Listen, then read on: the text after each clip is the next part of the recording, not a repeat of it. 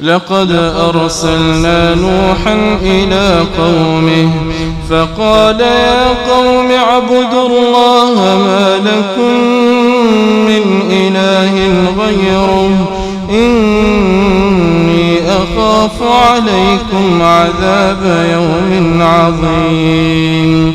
قال الملأ من قومه إنا لنراك في ضلال مبين.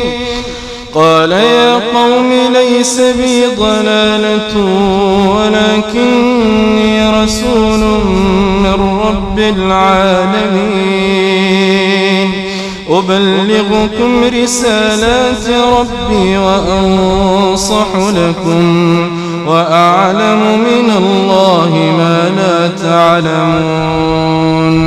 أوعجبتم أن جاءكم ذكر من ربكم على رجل منكم لينذركم ولتتقوا ولعلكم ترحمون.